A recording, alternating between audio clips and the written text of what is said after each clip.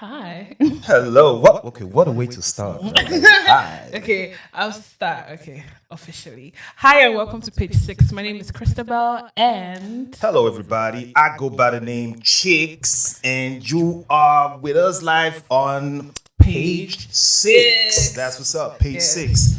Yeah. Okay. So, just so you know, this is the very first episode, yes. of this wonderful journey that we're about to embark on. Yep. So Are you I think- excited? Oh, listen, excitement is an understatement, man. Yeah. Okay, so Chris, check this out, Chrissy, right? If I'm someone watching this thing, I'm like, who are these people? What are they about?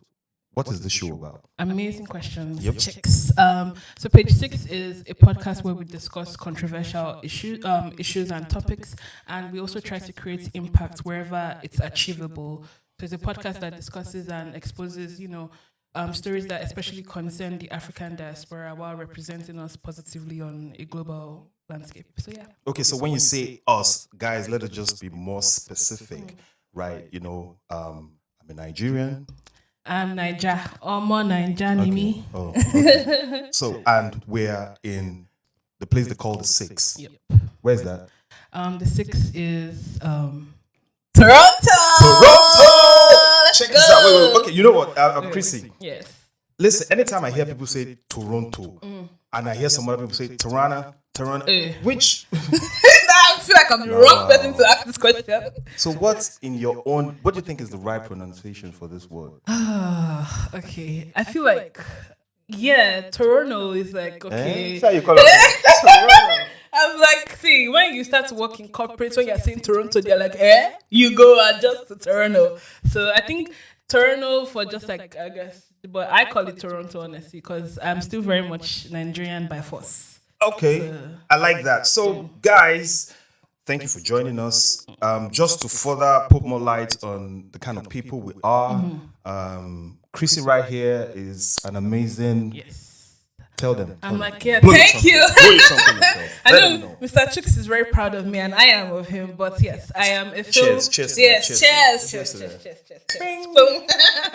Yes, so a filmmaker and movie director, and I also do other things in entertainment. Like Mr. Chicks and I have met and we've collaborated in so many other projects, but all in all, I'm like an entertainment buff. I love music, film, anything that has to do with like entertainment, especially when it's coming to like Nigerian, like people being in that space. So yeah, and Mr. Chicks, tell us about you.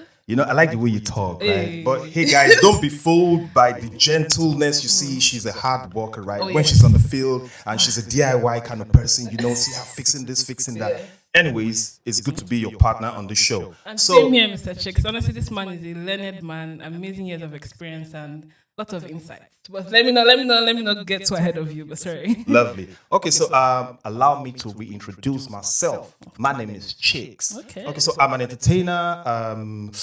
I love to do music. I just dropped an album and it's out there better than before. Otiwale. Okay. That's for real, the jam. So check it out for real. Now, Asha. It feels good. It feels good. So, Chrissy, I mean, before we started this podcast, there were some issues we really wanted to address, or Yes. we want to address, because I mean, we are Nigerians and we're in Canada, so we know there are so many people like us. There's so much information out there. This whole Jakpa and Rejakpa or Jakpada. So, we're going to talk about the Nigerian dream, Yes. the Canadian dream, and the Nigerian Canadian dream. Ooh, that's a lot. Right? Yeah.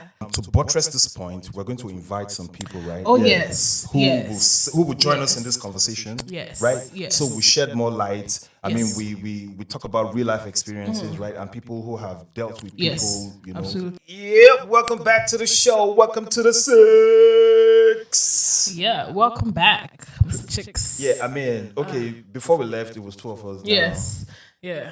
have 4 of us. Yeah, now we have a go wider on. audience. Yep. All right, so to actually introduce our amazing guest here with us today, I'm going to begin with the beautiful lady over by Mr. Chicks. I was just telling her, now that she has entered the screen time is well for me. What's going on?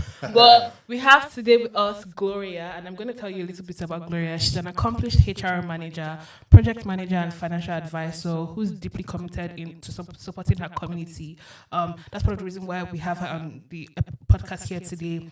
She's known for her people-centered approach, and Gloria has a vibrant online community and offers invaluable immigration advice.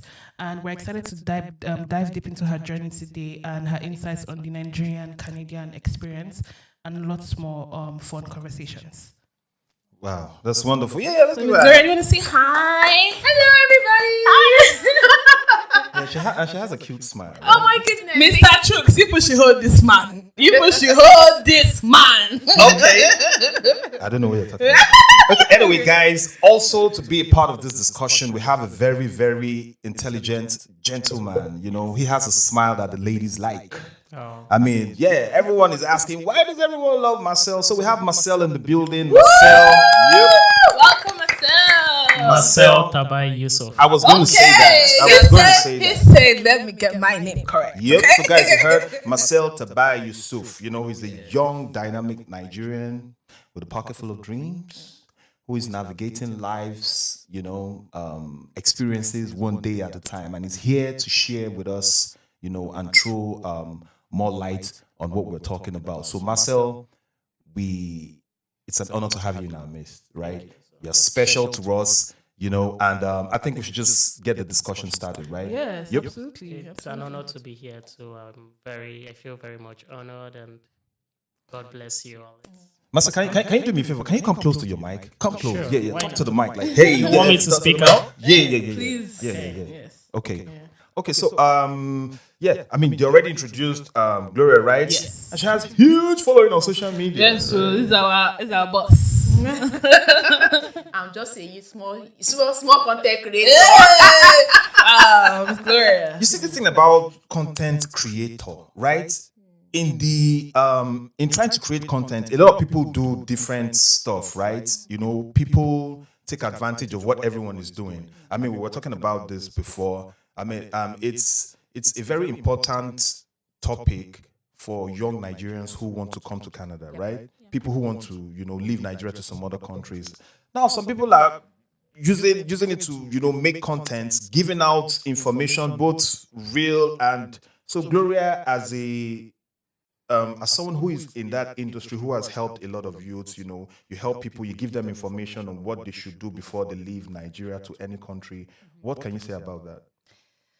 To be honest with you, if I say that I am shocked at what I see on social media, that's an understatement, because a lot of people want to create content because they know fully well that yes, I want to go viral so that people can see and know who I am. But in the process of doing this, we see so many Nigerians who have moved to Canada in like the last 1-2 months, and all of a sudden they are now content creators that know everything about Canadian immigration.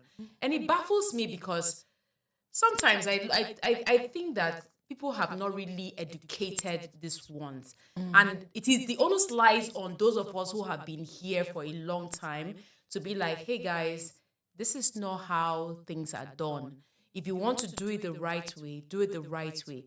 What baffles me is when I see most Nigerians who have moved to Canada in the most recent times, they go on social media and they start telling people about how to come to Canada. And in the process of doing that, they are saying you have to pay $100 or you have to register into this group, or you have to pay $500 for. And I asked myself, do these people even know the dangers of what they are doing? Do you think they are extorting people?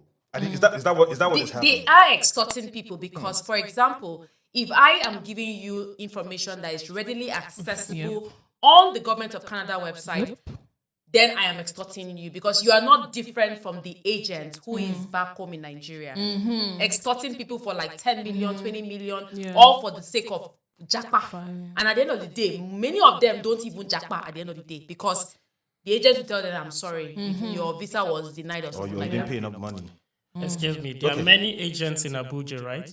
When they give you your passport and everything back, they don't even let you sit. Like they tell you not to open it in the office. You go home and open it. So some of them just rent office, a fake office, and then you don't see them again. Use a different number. A lot of them do it that way in Abuja, and they extorted so many people.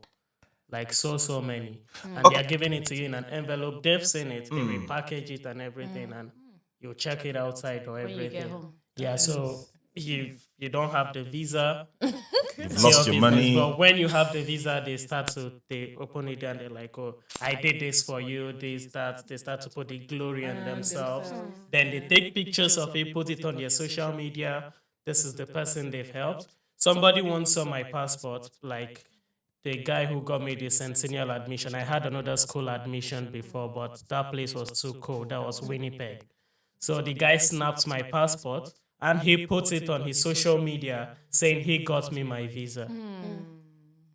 So sorry, do you mind just like talking about that a little more? So like when you first came to Canada, like you used an agent. Is that what you're saying? No, I used the Supreme Court Nigeria, my dad's office. Oh, okay. I'm trying to. Okay. You know, I was about to ask you that same question. Like, what was your process like? How did you come to Canada? Like, did you do it yourself or did you go through an agent? Myself mainly. We went to my dad's office, used his protocol officer, and then we did almost everything ourselves. He just sent it to the embassy for us, and then when it was ready, I picked it. Although my mom guided me because she's a traveler and she knows a lot about this, and I had another cousin who helped, Florence. She got me the first admission. So who was the agent who posted it? That was the guy who got the Centennial College admission because then, I got Northern Lights in British Columbia. Okay. But there was a reason I could not go there. The admission was, if I was to go there, I'll have to be coming in 2021, and I wanted to come to Canada early, so... Oh, wonderful. So, Marcel, can you actually come close to your mic? Yeah, thank you. So, okay, wonderful. I mean, so, Gloria, so actually, people can do these immigration moves themselves, right? We're not trying to take food out of anyone's, but can people... Are Nigerians just, or generally, do people have a problem filling forms, or No. just... So what? Let me tell you what the Talk to problem me. is. Talk to me. The problem is the agents have put it in their mindset of people that without agents, you cannot make your application to move to Canada or Europe or UK or anywhere outside of Nigeria. So our people feel that, you know what, I have to trust everything into this agent. Secondly, they just feel like, you know how somebody will be like, when you're trying to, I'm not saying people cheat, but when people try to cheat in exam, they want to like say, what do you write for there? Then they'll write it, you know? So they want other people to like spoon feed them. Yes. The way you did that, your neck, eh? You be like, I don't do it. And for you to even code, you be like, I offer you shout out. Listen, there's one guy. I did that. You know, okay, we'll talk about that some other time. I mean, we had Marcel talking about Winnipeg and how cold it is. I mean, today is actually quite cold. That is why you have your. It's actually snowing outside, right? yes, cold this today. is Beautiful. It's beautiful outside, right? So Well, I guess it will be worse in Winnipeg right now. I don't want to be in Winnipeg right now. You know, I've actually visited Winnipeg once. I remember there was this time we had come back like from an event and we were packing and we were going to an event and we were going to the car and like we couldn't open the door. Snow was, and this was like December. We've not entered February yet. I was like, oh yeah, okay, I'm out of here. it's terrible cold. Listen, my own. I mean, just a little. Let's digress a little bit before we go back. Right, mine is the first time I smoked in this weather. So I was like. The smoke just kept coming. I was like, yo, I be dragon. It's because of the cold. Like, yo, this thing, they come out non-stop. I'm like, you know, I be dragon. Yeah, I think Oh my goodness. I think what's it called? Is it precipitation? Is that thing like the smoke? Okay. Let's forget it. Okay, so guys, let's Abby. No, listen, I'm having a good time, you know, with this conversation because the whole idea is we don't know who's listening. We can touch someone's life by the kind of conversations we have. That's what we're doing right now. So, Gloria, with your interaction with people who have been here, share with us your experience with the interaction of people who you've met here, who came here with a different mindset, and reality are setting, and they are just trying to, understand life. See, if I understand your question, but let me say this. I know there are various cultural shocks that people get to see when they move to Canada. Okay. And I know we were talking about this casually when we are about to start. And people have the mindset that when you enter abroad, you go make them. And that mindset is wrong, because just like any other country, Canada itself is also facing like inflationary economic issues. Yeah. Even in the UK, like everywhere, it's touching. Sorry to cut you, but even with the new tariffs Donald Trump is about to impose on us. It started this month. Yeah, it started started already. today. Yeah. And Trudeau responded with a tariff.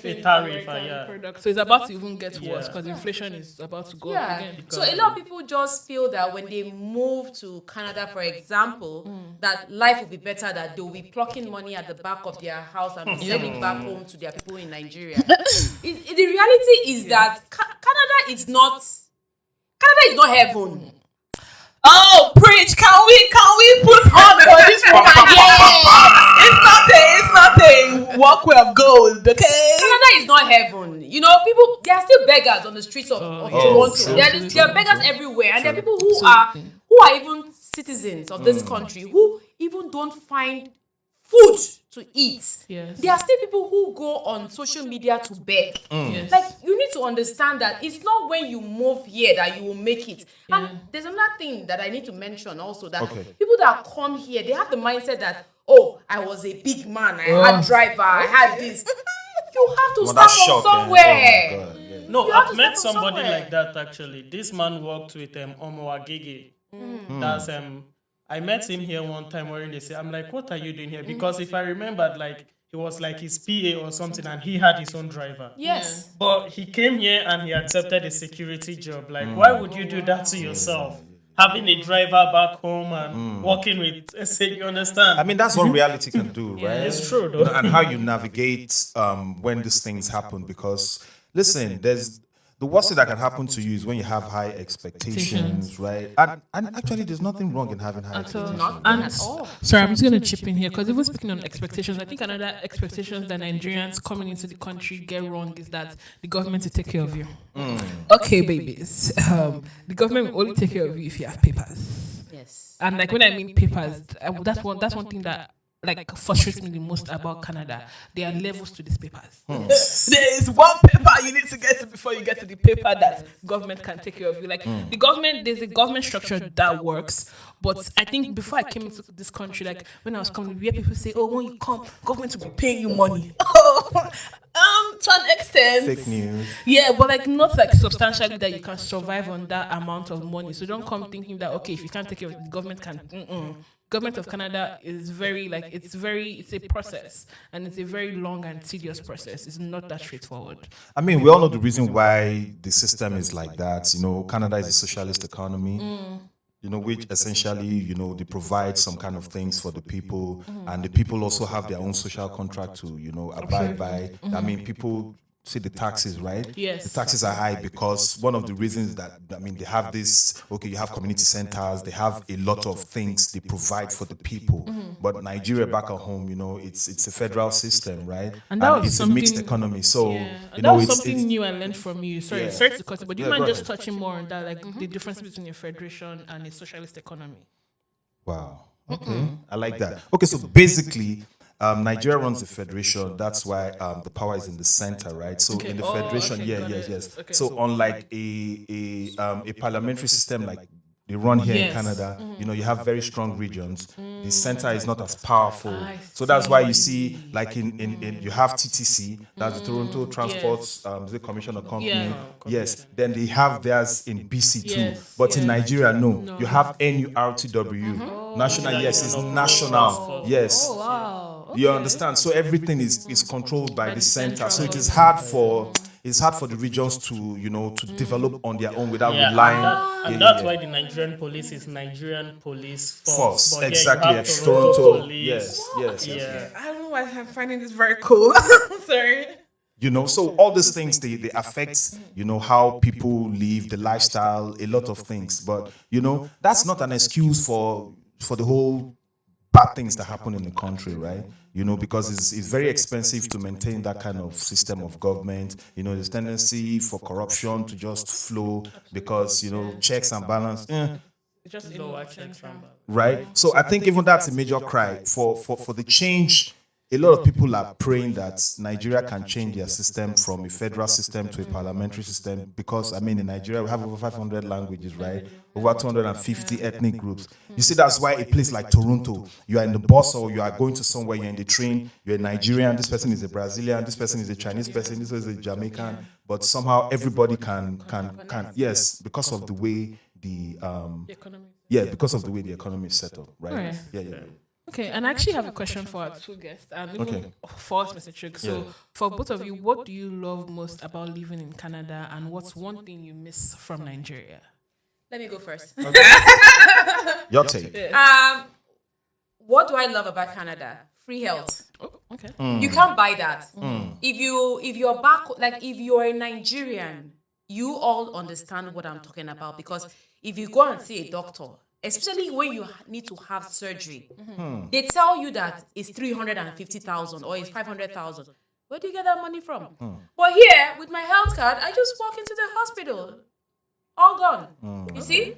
But with your health card. With my health card. That's with my health card. Okay. There are some people in Canada that don't have a health card. So I need to be very specific of what I'm saying here. So I have a health card. Some people have health cards, but international students will have something from their colleges. Health insurance from their colleges and university. Let's not go into that. For me, the second question for me is what I miss back home is the food. You can't get the real Nigerian food here in Canada. Can we talk about that Europe, but more? Like, tell me, I miss like the freshness of all our food, like the fish. Even as well as chicken. Chicken is something that I'm struggling to accept in this country. It's not the same. It's not even the broiler that is not even very still broiler. See the look on this face, man.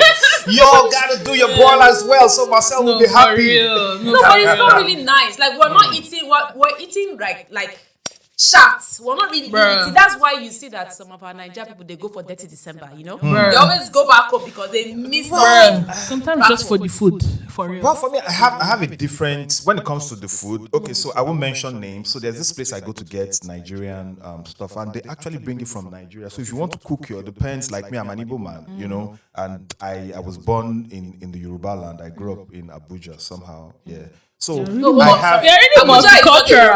Like he's multicultural. He said he was born in the Yoruba land. I was born in the Yoruba land. Oh, okay, in Abuja. Okay. I'm sorry. You're really multicultural. It's okay. I am just attacking you for no reason. No, it's okay. I'll take it. I have Marcel on my side.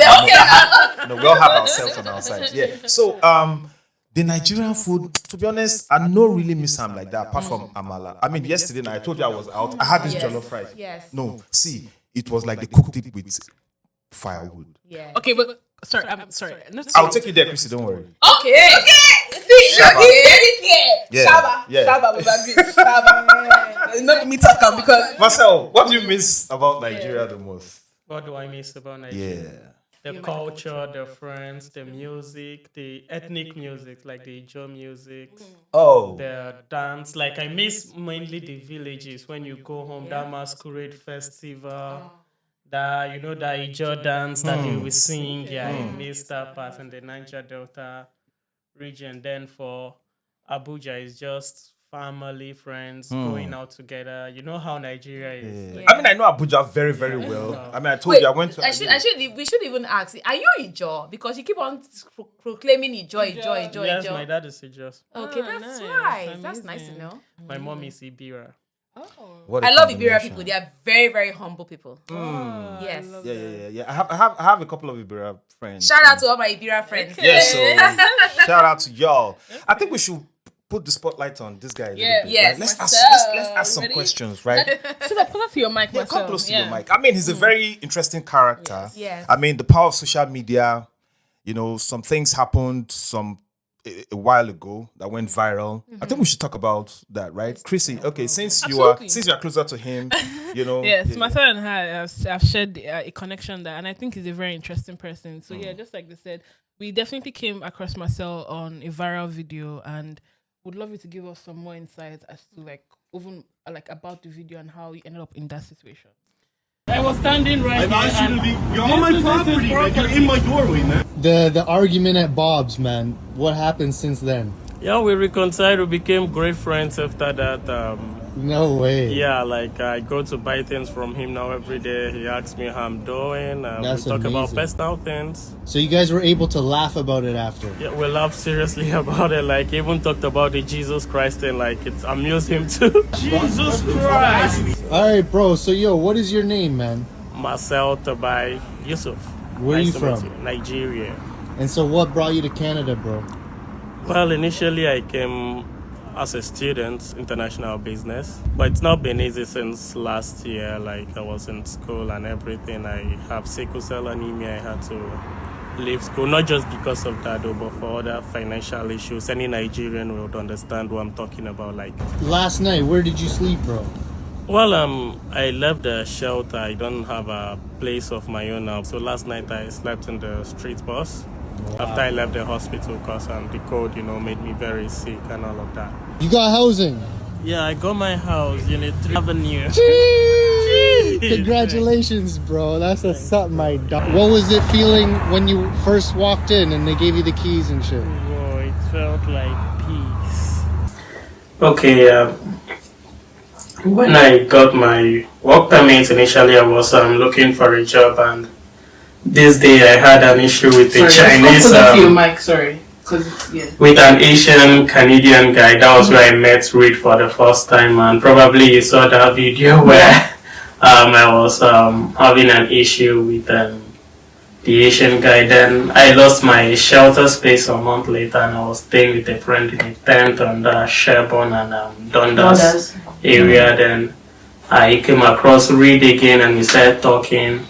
So talking deeper, he asked what happened, where am I outside and everything, because it was, I think, evening time. And then I told him what happened. I'd lost my shelter space and everything. So he offered to use his platform and everything to interview me. So we fixed a day for it. And I'd even forgotten about it. I was just walking by the afternoon. I had somebody call me that he's been waiting for me. Don't I want to do the video? I'm like, I'm not prepared now.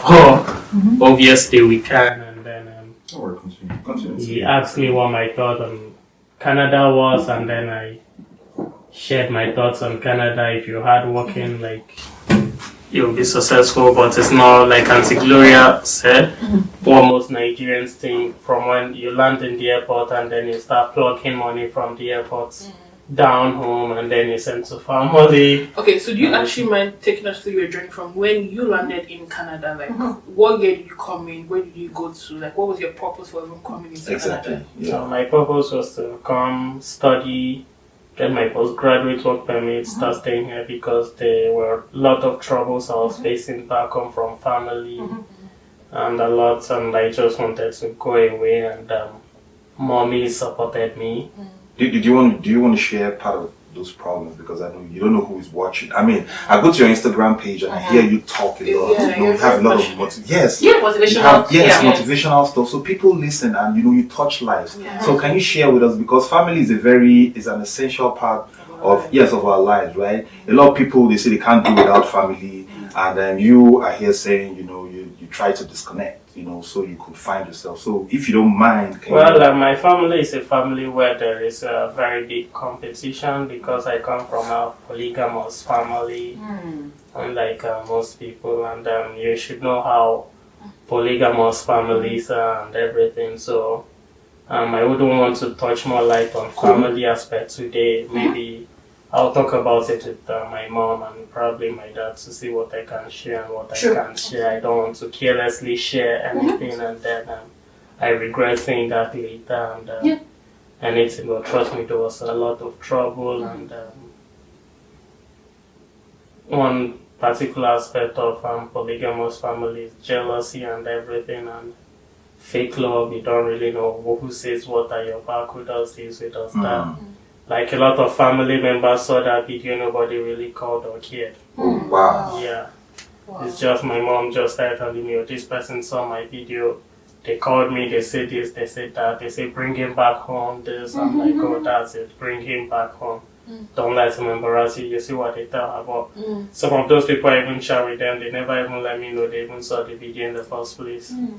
So your mom still very much supports you even as you're here presently? Very much. She was the main support I got. If not, I won't even be here. You won't even know who they call Marcel, probably. Yeah, shout out to our moms. Shout out to all our mommies. Shout out to our moms. Mommy, I love you. Marcel is the people's favorite. Like, you can't help but love this guy. Marcel, I mean, like I said, you are a very dynamic and very interesting character, like I like to put it. You know, I think there's so much more, you know, that we haven't seen and we haven't known. So, you're someone who is currently living with sickle cell anemia, right? Yeah, which was a very painful aspect of my life. So, like, Okay, so at what age? At what age did you start navigating the issues that come with living with that kind of condition, right? At a very young age, even though sometimes whole term I did not go to school because I was sick in the hospital getting transfusion or something.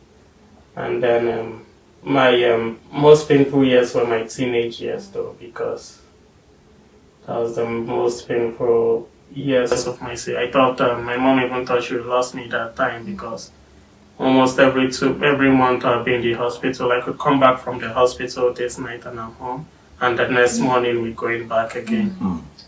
Like, it was that bad. But you know, I mean, you survived all that, so that means your life has got a purpose. Yeah, that means God has a purpose. Still, God is not done. And that's something I actually saw on your Instagram page. Like, you're very much a representation of like the expression of God on here. And do you want to talk a little bit about it? Like, why that passion, or what developed that passion? Well, even since a child, yeah, when I have most of this pain, I'm like, why can't it stop? I always knew something about God. Why do bad things happen? Why do people die? If people die, where do they go to? And that's where I told you why I have that, because am I going to die? If I die from here, where do I go? I told you we had that always thought about. So that's why I started looking, like, is there another world people go when they die? Just listening to Marcel talk, like, you are very logical, and like you definitely think a lot before you even speak. So I want to ask, like, with so much respect, like, how did you end up on the streets of Sherborne and Dundas? Well, at the shelter, there's this lady always coming at me and everything, like, just for no reason. I'll show you a video of her, and I want that video posted. Always harassing me, saying things. So that evening, she came and I could not take her nonsense. She talked to me and I talked to her back, so she went and she reported. The guy just came, he never even asked what happened. It's like, go take a walk for 2 hours. I'm like, why should I be the one to go take a walk for 2 hours? She came, she met me here, everybody witnessed what she said, and I responded to what she said. So it's like, because he said so. I'm like, no, that's not the law. You don't just ask me to do things and I have to do them because you say so, without understanding what happened, and you ask me to leave.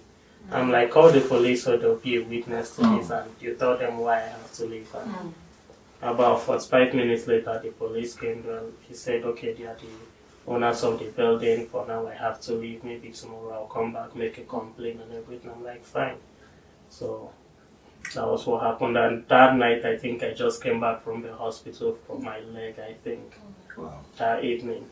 And she started to make trouble with me again.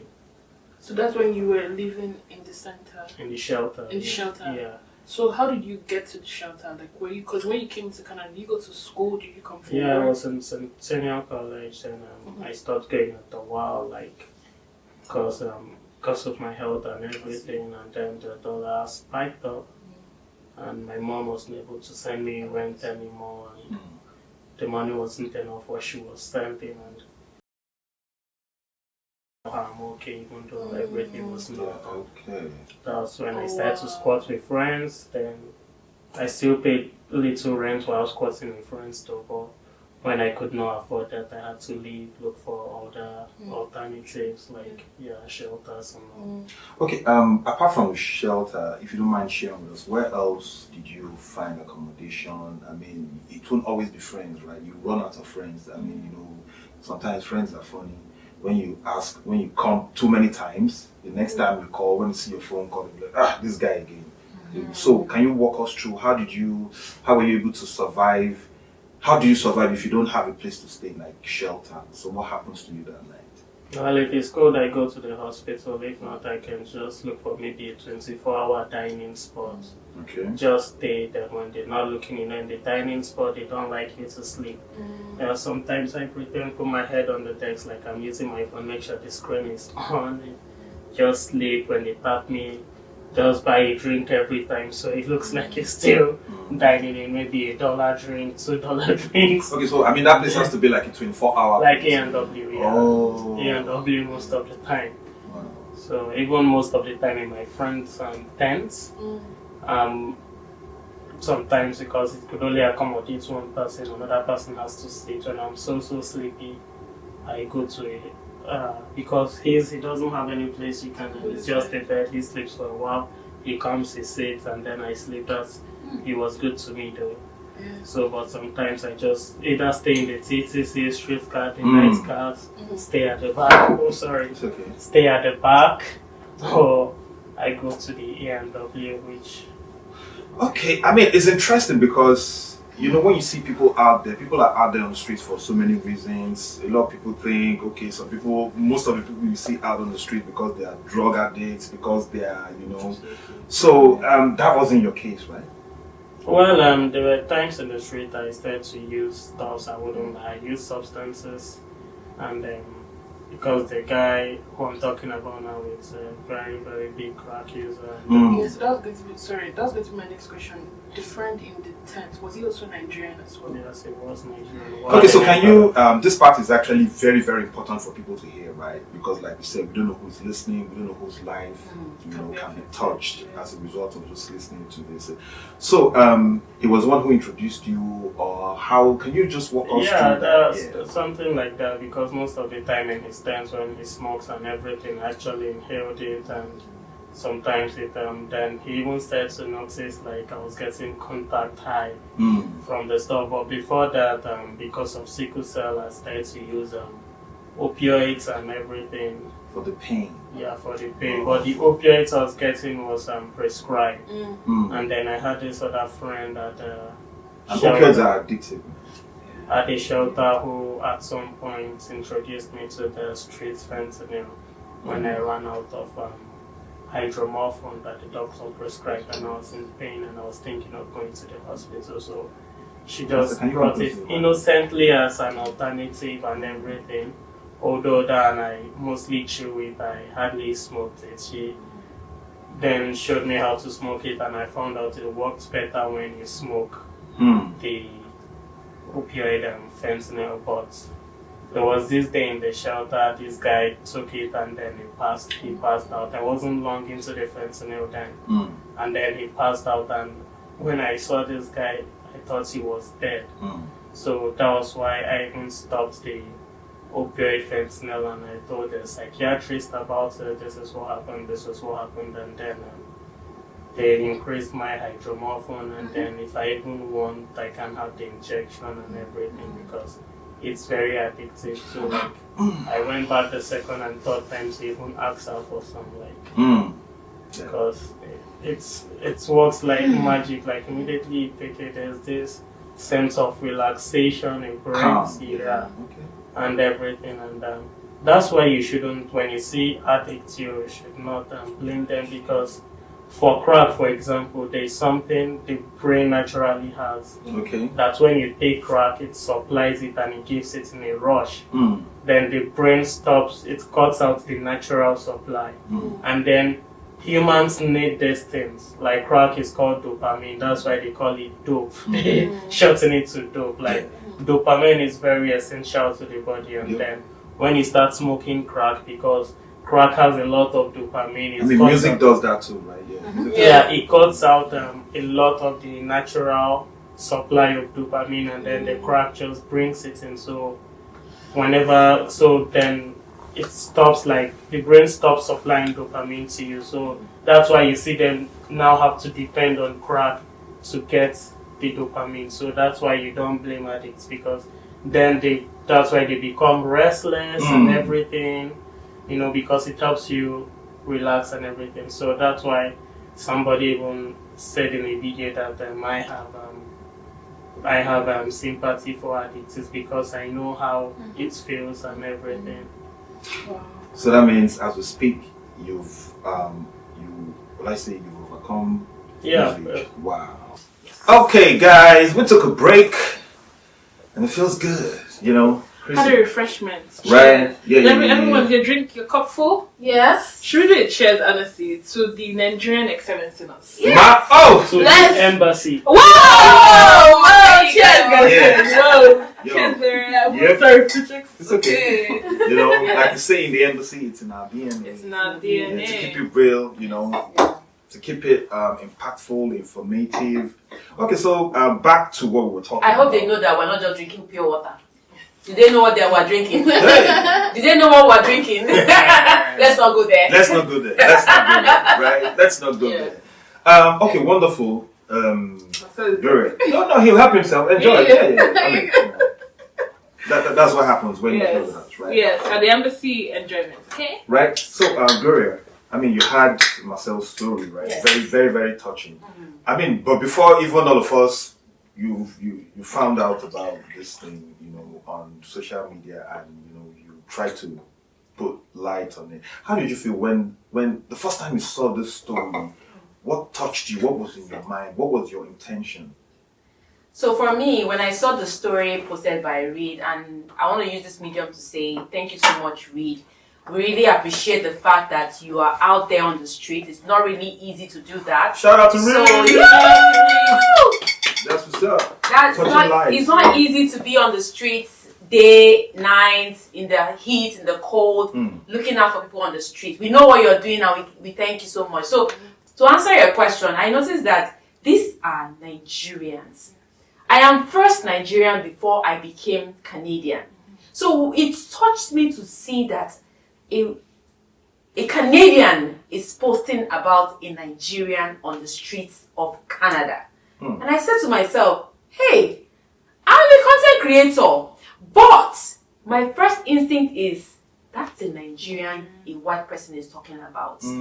It has to be coming from a black person, like a Nigerian, and not from him. So I took it upon myself to reach out to the person who posted the first video, which is Reed. I didn't just post that video like some content creators are doing right now. I'm not giving him credit, but I posted and I also gave him credit. And he knows. He even sent me a message and said, thank you for reposting. Do you understand? It's the awareness that our people are on the street. So I reached out to Reed and I said, how can I help? He said, well, I just bought Marcel a phone. You can find a way to reach out to Marcel. I said, okay, fine. Thank you so much for purchasing the phone. And I think we must tell him thank you again, for buying the phone. Marcel, you want to show us the phone you got for you? Okay. That's it. So he bought him that phone and said I should find a way to reach out to him because he, privacy issues. He can't just give me the number. So I reached out to one of my followers and I said, please find out how I can reach out to him. So that follower of mine sent me Marcel's Instagram page. So I reached out to Marcel, and Marcel did tell me that yes, he got a phone from Reed and he gave me his phone number.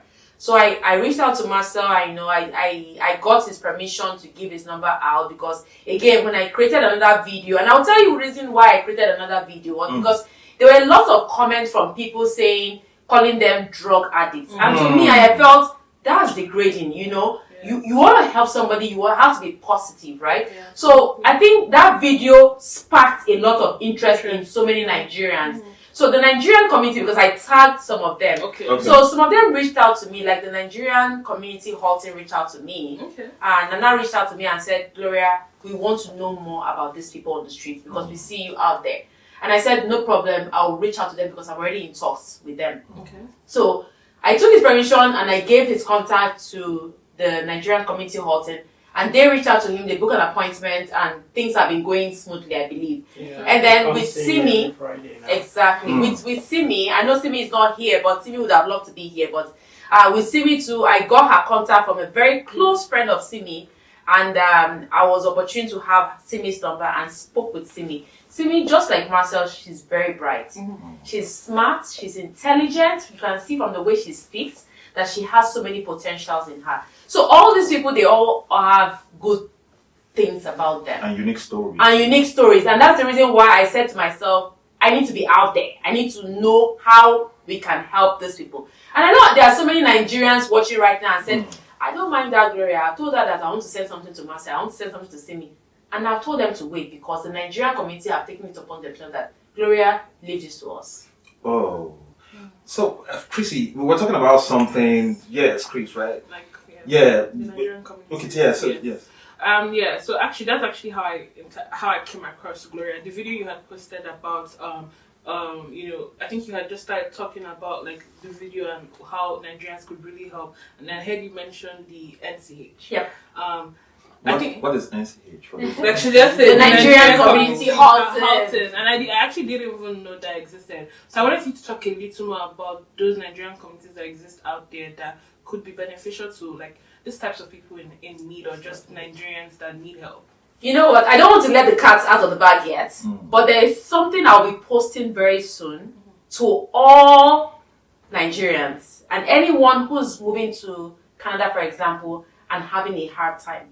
I don't want to use this podcast to share what that is, but I'll be making a video very shortly to inform you guys of what we are doing behind closed doors and what you guys will be seeing moving forward in 2025. Something big, something huge is coming. Wow. I don't want to tell you guys what it is, but it is amazing. Absolutely. Something huge. Yeah. And I think it's amazing to hear that. But just I know you don't want to go into too much details, but if I'm just picking up Other agencies. Yeah. Right? What other agencies? Yeah, so for many people who are moving to Canada for the first time, like I know they are not even aware that there are Nigerian communities that they can always fall back to. So the truth is, and I know many people, after making that video that I made, somebody reached out to me and said, Gloria, how can I be part of the Nigerian community? Yes, if you are in a particular province, there is always a search. Just do a search on Instagram. Nigerian community in, for example, Halton.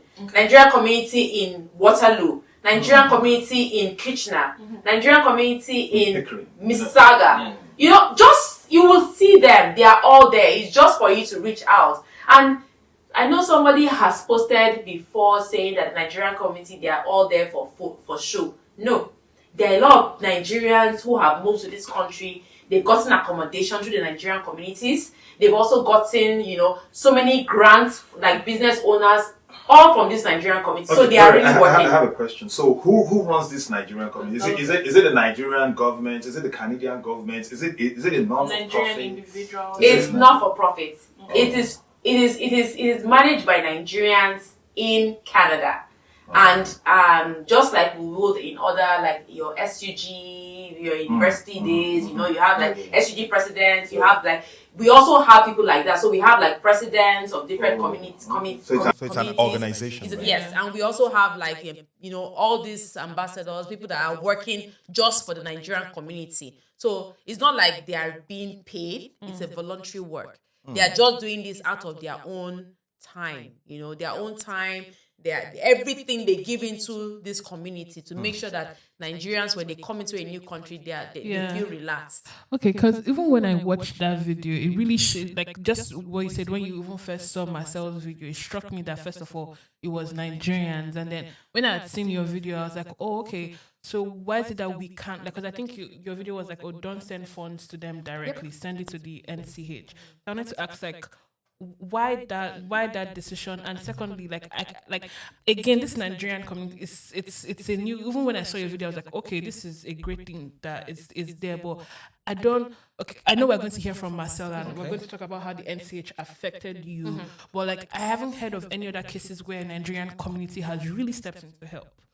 Well, in the background, and I must say this, the NNC, which is the Nigerian Network of Nigerian Network Committee, they are also doing their own work behind closed doors. And I know they were the first people that I reached out to when after the video which read, and I told them that, look, this is what is happening, and they were always having like meetings back to back. And I'm saying back to back because every week, at least I must have like 3 meetings with them to know this is what we're doing, this is what we have done. Even with Nana, with the NCH, this is what we have done. Because I had to break down what happened, what was the first thing that happened. I had to go back to ask because Nigerians want to know. They want to know what's going on with our people here because they are interested. So I have to give feedback to them and say this is what is happening. So that's why I'm going back to like the Nigerian communities and be like, okay, I know you guys had a meeting on Monday. What's the follow-up of that meeting? So on Tuesday, I will have the meeting, and then I'll have the follow-up, and then I'll be able to say, okay, this is what is happening, and I'll be able to post. Well, kudos to you, Gloria. Sorry, I'm like, that is what we love to hear. Like, I think that's what I was really looking like. I'm like, because I want to hear that, okay, people are actually taking actions upon themselves. It's not, because, okay, I don't want to sound like this, but we know the Nigerian spirits are coming back from home. You said they are community. Some of these things are just vague and just words. So it's nice to hear that there's someone that is even going out of their way to take the responsibility on themselves to do those follow-ups. So kudos to you, honestly. Thank kudos you to you, Gloria. So, in addition to your interactions, have you tried to reach out to the Nigerian government? Have you given up on No, that? so we question. don't. This is not a T-Pain issue. Let me say this here. This is not a T-Pain issue. It is. We are here. We have to solve the problems that we have created within ourselves. So when I made that video, I know Simi was upset with me because we talked, and she said, "Why would I tell people not to like send money to them?" The truth is this: the Nigerian community hall thing. They've even told me that, Gloria, if there's any of your followers that wants to send money, tell them to hold on to those funds. And the reason why they are doing this, even the NNC, they are even saying don't collect funds yet because. As a committee or as a community, they are going back to the drawing board. You remember that these people, they also have big names out there. Like they work hand in hand with like the government themselves, and they are high ups. They know like this is the premier, this is the they know all these people like one-on-one, so they know where they are channeling their work to. Wow. So they are trying to make a situation whereby when a Nigerian has a problem, they know that this is the place for you to go to. Okay. This is where you will get support. And we also have people who are also helping in one way or the other, like business owners. Shout out to Beauty Obasuyi. Again, I'm saying this because Beauty is an example of somebody who is a thriving business owner. And we all know, who doesn't know Beauty Obasuyi of the Guinness Book of Records, right? So she's out there saying, I'm going to give these guys free lunch. You guys don't have to pay for it. that lady. Yes. Nigeria Jollof. Nigeria Jollof, yes. Like, you guys don't have to pay me, don't worry. Until you guys sort out your own internal thing, I will keep on giving these guys food. Should I go there for lunch every day?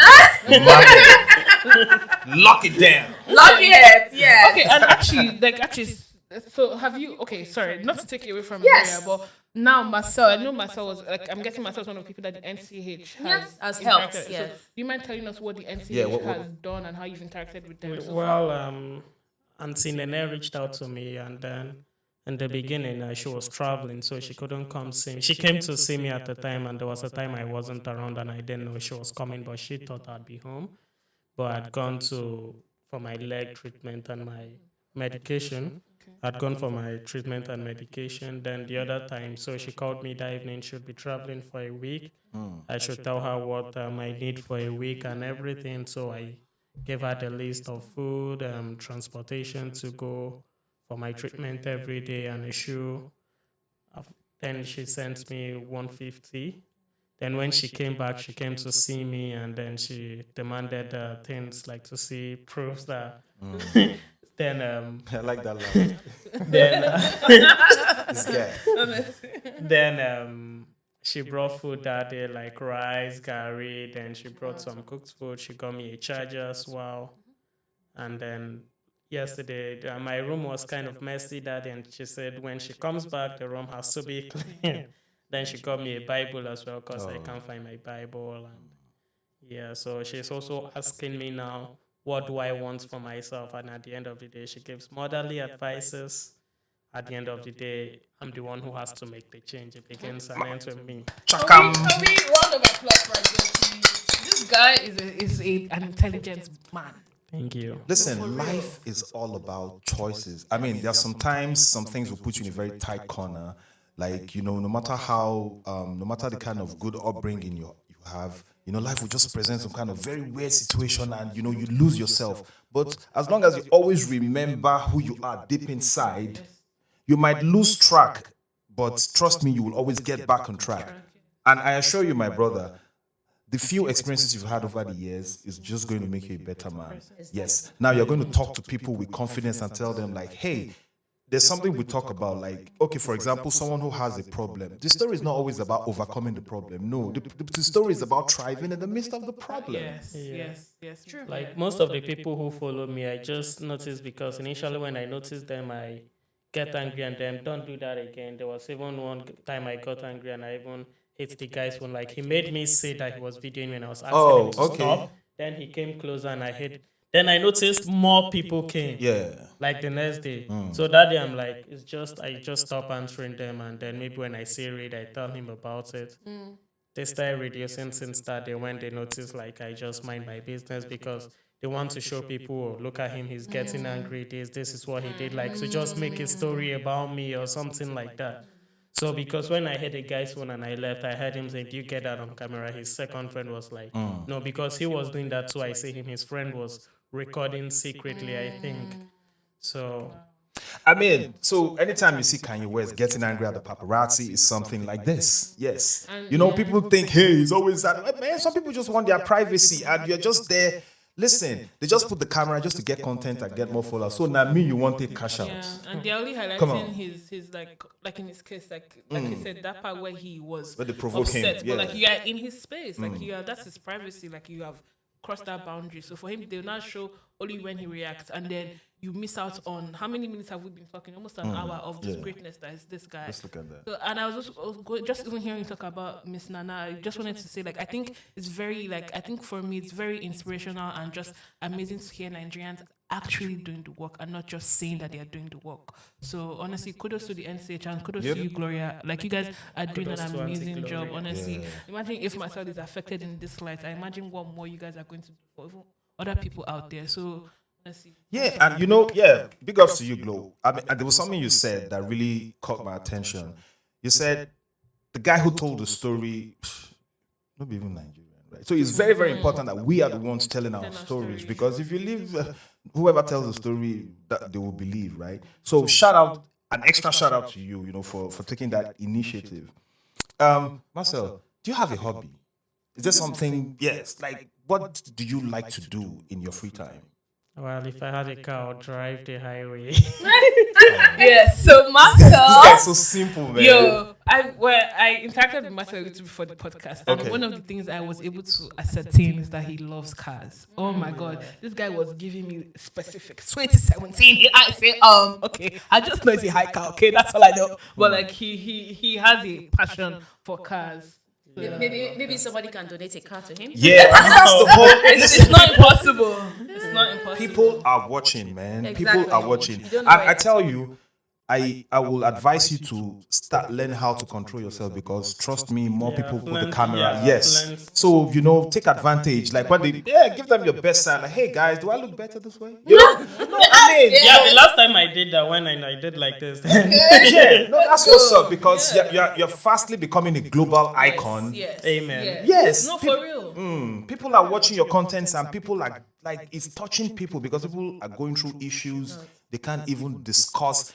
You talk about things that people keep, like they lock the key and throw away the padlock. Like, I don't even talk at all. You just talk about it freely, and some people are like, this guy is crazy. So big ups, get ready. More of those stuff are going to happen. So apart from driving, or like if you had a car, let's talk about something like something you will do today or tomorrow in your free time. Riding a bike. Oh, okay. Well, I don't have none. Maybe just watching YouTube, maybe reading the news, like on YouTube, video news, watching podcasts like this. Yeah, I watch a lot of Brekete Family Podcast. Yeah, that's from Abuja, That's right? what my mom loves watching. Watch it, and then I listen to that, like things that would make people, like, you learn from things, not just. Watch comedy as well, but I don't Okay. spend most of my time watching comedy. Seem I like a always, funny guy. I watch Sabinos and Shout out to Sabinus, right? Shout out to Sabinus.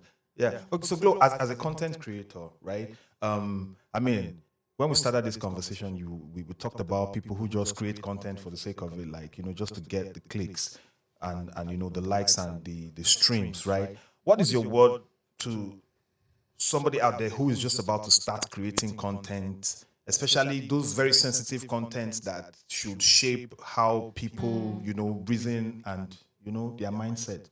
What will you tell that person that is about to start to look out for, before they even venture into this kind of stuff? Because it is way beyond just, the streams. I will just say one thing. Canada and privacy law, they're like this. For you to take my video or my picture, you need my consent. For you to have my phone number, you must get my consent. You cannot share my phone number with chicks. Chicks.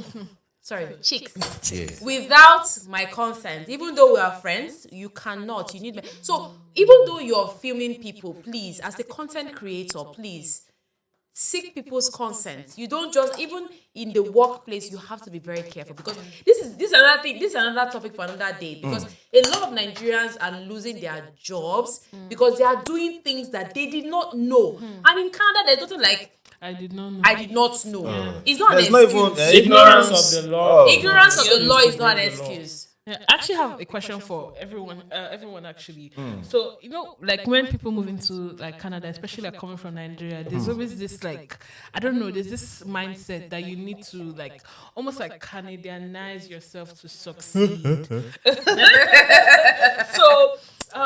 So like I wanted to ask, like, for you guys, like how do you think, first of all, this is necessary, or do you think people can really thrive in this country like with fully like showcasing their Nigerian identity? Okay, let me go first, right? So, I mean, before coming here, thank God, shout out to my parents. I have good education, right? So I can speak good English, very fluent, and I've watched a lot of movies. Yeah, thank you. Yeah, and I can do. I can do Jay-Z impression. Yo, check this out. So that kind of stuff. So I mean, there are some kind of situations where you have to. I won't say wear a mask, but you just have to be somebody else. Like you have to imbibe a different character, because that is just what might save you. Yeah, it's like what we're talking about, the difference between Toronto and Toronto. Exactly. At work, I would say Toronto, and everybody's just like, "Girl, what are you talking about?" How do you pronounce Toronto? Do you call it Toronto or Toronto? See, I have asked. Let me speak pidgin. I don't ask people tired. My What's the sister. pronunciation? Because some people that just enter Canada today, Toronto.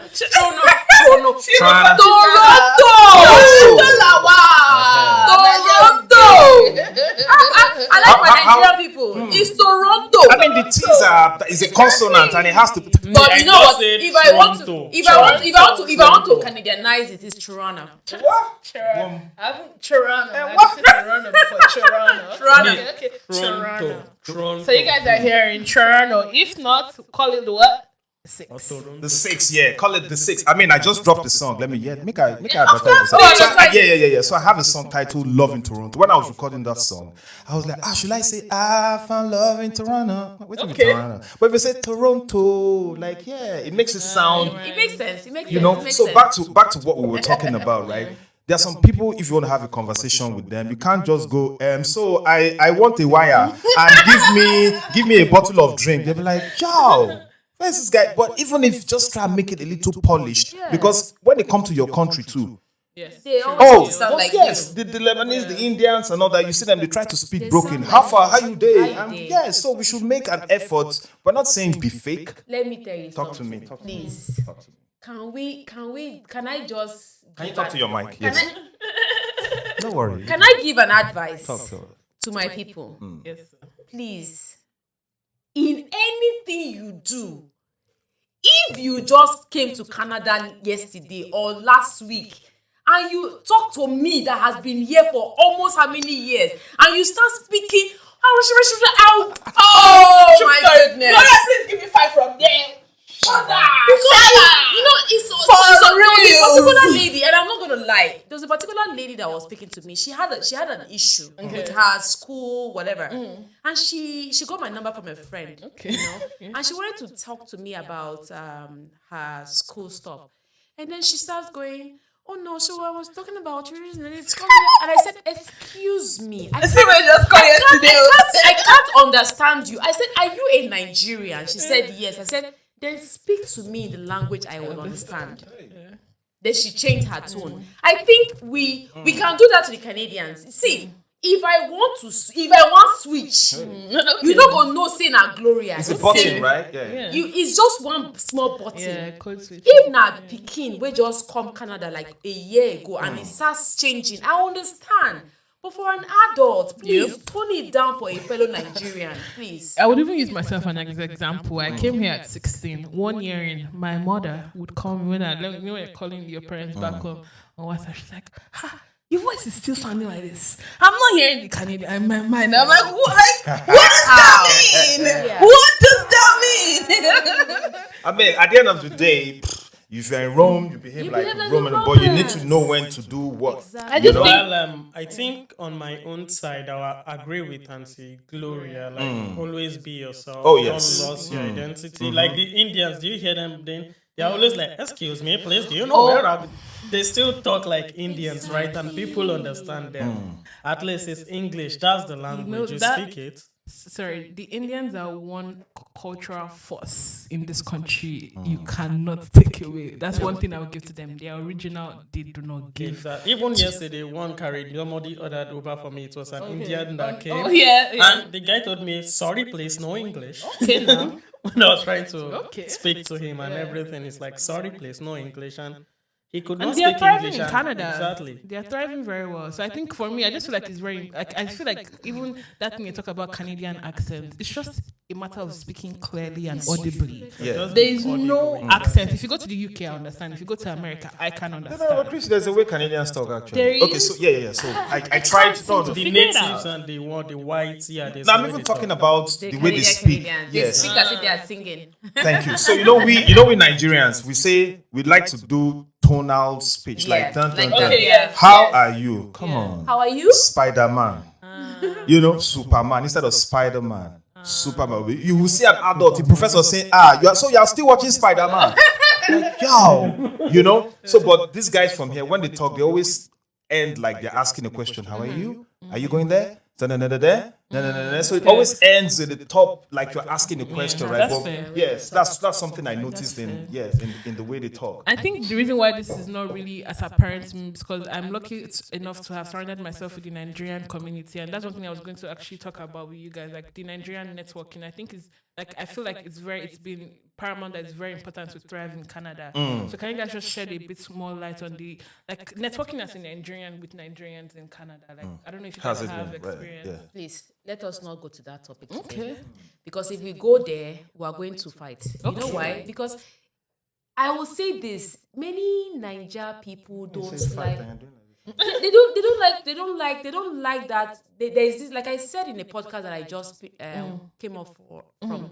The Nigerian mentality is competition all the time.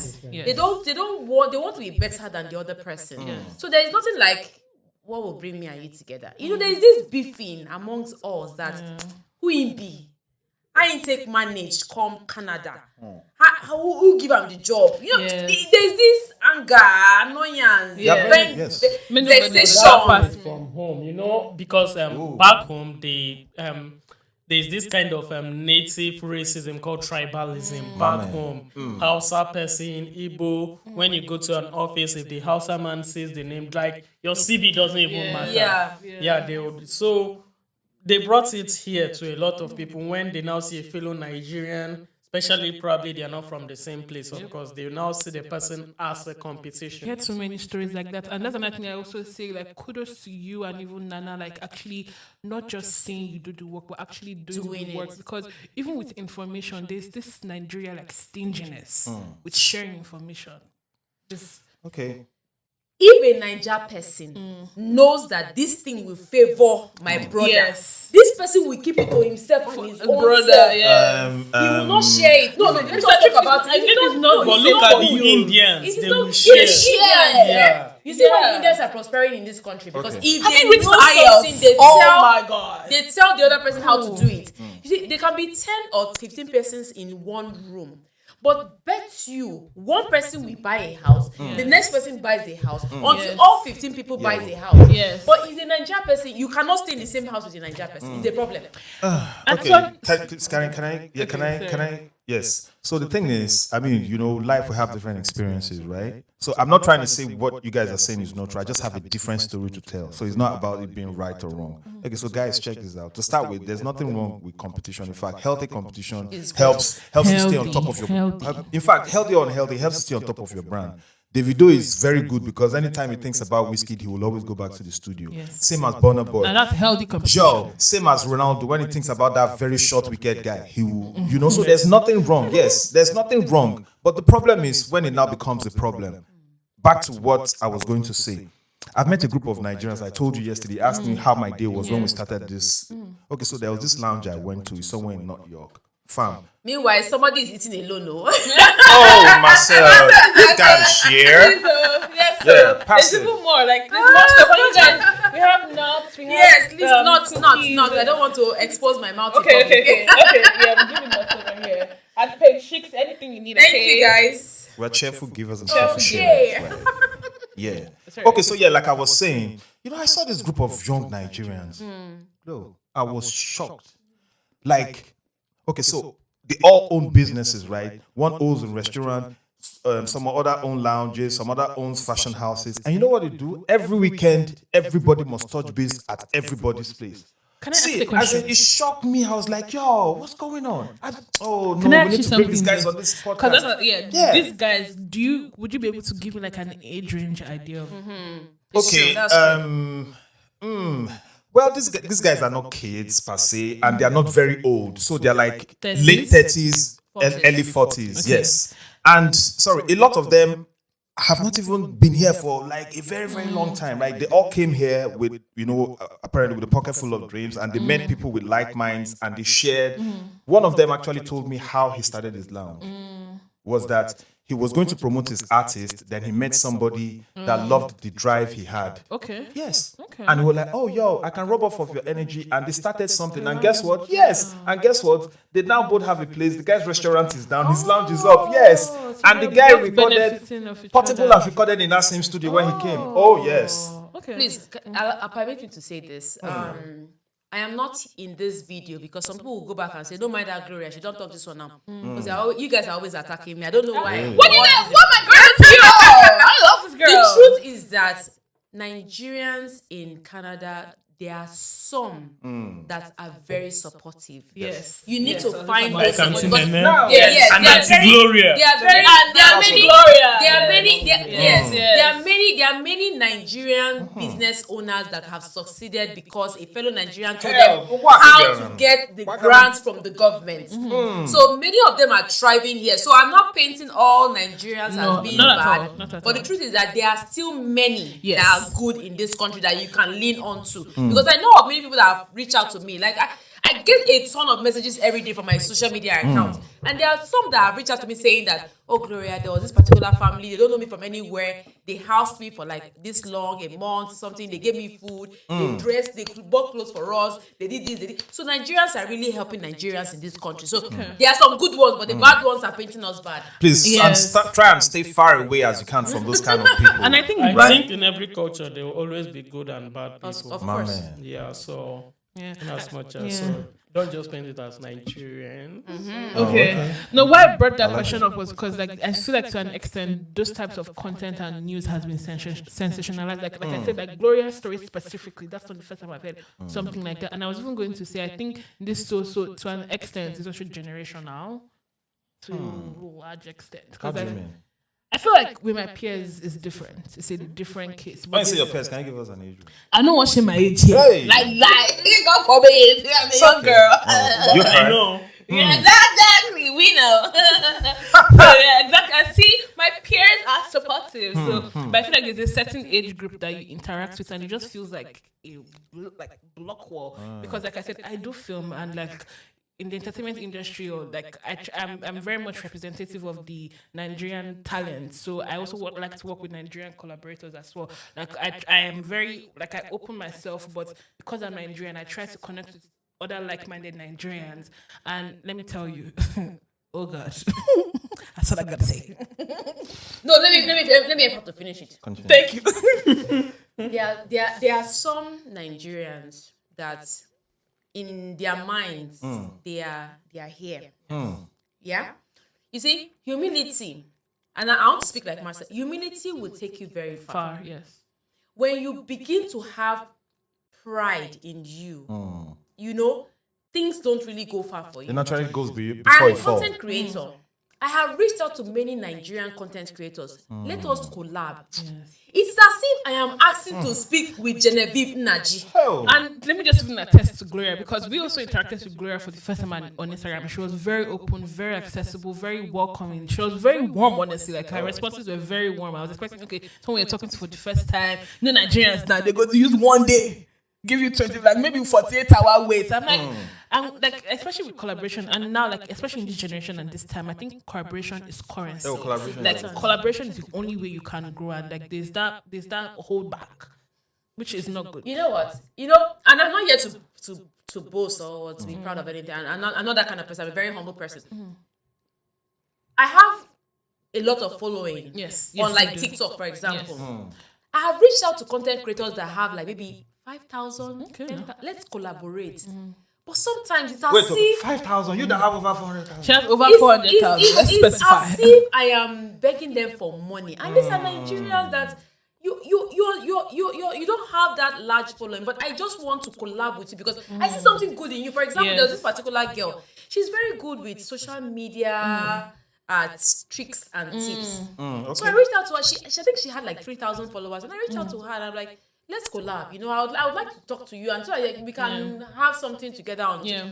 She's like, let me think about it. And I'm like, let me think about it. Sounds like toasting back in the days. I'll think about it. Even Nigerian content creators who are like not that big as I am on like my other social media, and it's as if I am begging. I'm begging for money. Yes. For them to even reply you, and even when they reply, it is as if I don't think we can work together. You know, sometimes you leave people to what they because they feel that they are there. Yes. Just leave them in their own world. Leave them in their own world. Like I said earlier, and I will repeat it again. Humility will take you very far. Let's keep it at that. Yeah, and everybody can have their process, but if you see value, always try to be like forthcoming. There's this Nigerian braggadociousness that we like to carry. Sometimes just put it down. Like, let's leave it home, okay? Just be yourself. And most importantly, you know, we all have to collaborate. You know, Nigeria, Canada, they are just different places. They are all on planet Earth, right? So we all have to make sure we make the Earth a better place, you know, and it starts by, you know, lending in support, you know, to your brother, to your sister, you know, collaborate. You can't know it all. You can't do it by yourself. Yes, absolutely. You know, and especially in this country. yeah, and here on PageSix, it's in our DNA to ensure, you know, we spread the stories out, Yes, right? absolutely. And even speaking on collaboration, like just to both of you, well, firstly, thank you for being here with us. Yeah, we today. truly appreciate it, right? Yeah, we're very, very happy to have you both like esteemed guests in the studio. I am very happy to be here. You're the one doing me a favor. Trust me. God bless you. We didn't know. Cool, guys. Marcel is very humble. So I was going to ask if you guys have any advice you could give to a Nigerian back at home who's thinking who's of listening, coming, who's listening and thinking of coming into Canada. My first advice is this. If you want to immigrate to Canada, know that you can do this yourself. You do not, and I repeat, you do not need an agent to help you. If you want to use an agent, always check in with your agent at every point in time. Because I have people who have come to me saying, my agent doesn't want me to know what is happening with my account. No, it's wrong. You are paying the agent because you want to get something out of it. So ensure that you are carried along. And if your agent is not carrying along, that means there is something. Yeah. That is a red flag. You should always check it. Then my second advice is this: when you move to a new country, do not just say bullshit to Nigeria people in Canada or in UK remember that it takes a community to raise not just children but even adults. You need people around you, so you cannot just succeed alone in this. Let me tell you, Canada is a place that if loneliness hits you like this, if loneliness touches you like this, you will feel as if the whole world is on your head. Because to be honest with you, loneliness exists in this country. In the colder months, in the winter months, there is no sun, there's no sunlight, so you feel depressed. Even the white people, they feel depressed. So talk less of you who is coming for the first time. So surround yourself with people that like they get sense, people that will help you. Then my other advice would be for those of you who are already here, please, if you are looking for a job, there are many ways to find a job. Forget that you were a branch manager at one bank in this thing.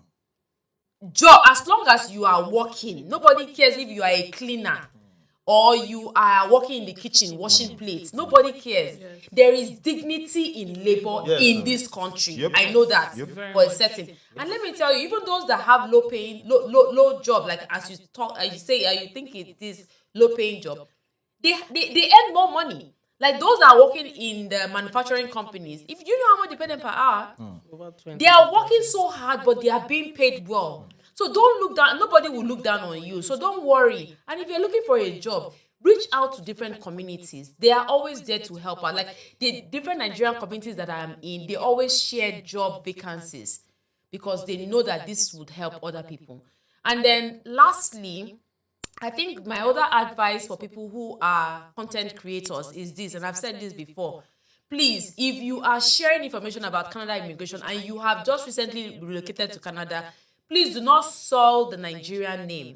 Do not soil the Nigerian names because you are telling people that you are charging money for things you are not supposed to. If you are not a licensed immigration consultant, certified. If you are not, please, you have no reason charging people for information that they can get on the website of Canada Immigration. Let me tell you guys, one thing about the IRCC website, they will update every single day. They update January 23rd, they update. So the information that you said is readily accessible. Don't feel like you have to rely on someone. And Marcel, well, my advice I would tell if you're already doing well back home, there's no need you come to Canada and everything. That's one thing I would say. Because I've been singing that song, but they call me bad girl. You guys want to make me start episode 2 right now. You have a driver back home, you're an MD in a bank, you have your house and everything. There's no way you come here to take a security job or something like that. Okay, that's fair. Just be at home, stay in your house. Don't come here to come and pay $2,000 rent. That's one advice. Then too, like coming as a student, you should find a community within the school. Try to meet a network of Nigerian students. You can put your head together, probably your classmates and everything. Then, if you're not going to stay in the hostel, try to probably look for an accommodation. You guys don't look for something expensive as a student. Something you can sustain. Exactly. Right? Just try to sustain yourself and don't spend too much money because the dollar rate right now, it's not smiling. Even though you're working, at least try and save that money. If you don't have use for it, there are people back home who have use for it and who would need it. Don't just spend money, party. There are people who always have need for money. You don't need to waste it, even if you are earning and your parents still send you a lot. We are Nigerians. Those are my two advice. Okay, one. This is becoming a norm with some Nigerians. I don't know if you guys can hear me very clearly. This is a norm with some Nigerians. There are some Nigerians who would come to Canada because their agents have told them that when you come, if you cannot pay your school fees or whatever, go and seek asylum, please. That's a different topic on its own. You guys right now. You guys should stop it because you are making it difficult for those who have genuine reasons to be in this country, If the Canadian government was using 1 hour to look at Nigerian applications. Now they are using a whole 1 week to look at our applications. Now it's 2 years for Nigerians to wait. It used to be a year exactly. before. Wow. So you people are making it difficult for the ones that have the real reasons to be here. Some of you will come to school. After sometimes, you will start begging Canadians for money. As if that is not enough, you will go to food bank. As if that is not enough, you will not decide that you want to stop school and you want to work full time, forgetting that your main reason for being here is for school. Let me tell you guys, in case you don't know, the Immigration Canada is now saying that the school has a duty to report to Immigration Canada that this is how the student is doing. So the minute you don't attend your classes, you don't do your assignments, or you're failing and your results are not that good, you are getting yourself back home, because that is what is happening right now. And if you don't know, they are going round. They are watching you. They know what you are doing at every point in time. So please, if you are here for studies, go and study. And if you're moving from Nigeria to Canada, make sure you have enough money that will sustain you. Marcel, am I saying what you're supposed to be saying? Yes. Make sure you have enough money that will sustain you, because there is nothing like, I want to go and beg the government for money. You know, the Canadian citizen. Exactly. You Canadian citizen cannot even go and beg. Yes. It is not easy for them. So now at the airport, they even ask how much students have. Like the last entry I made, they were asking me how much I came with. Yeah, they are now asking at the point of entry for your proof of funds. That's what he's trying to say, because I've had people who have come in and said, Gloria, please help me to enlighten Nigerians that at the airport they are asked. Sometimes they want to see the money, because when you filled your application, you told them that you have enough money to be here. So they want to make sure that you are not going to be a burden on the Canadian soil. Wow. So on that very enlightening note, Can I have one last question, please? I really enjoyed this conversation. One last question for Marcel. What's next for you? What's next for me? Right now, I want to go back. I want to go to the rehab, CAMH specifically. And try and detox, so I don't go back to addiction or anything. At least now I've been able to keep myself away from Sherborne and everything. So I think I'll be going on Tuesday. Then after that, I'll go back to school.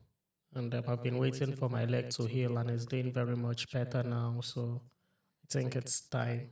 So because I indirectly, when Nancy Gloria said, don't send money to these people, I appreciated it. Though I was angry, but that was not why I was angry. I was angry because the picture wasn't really good.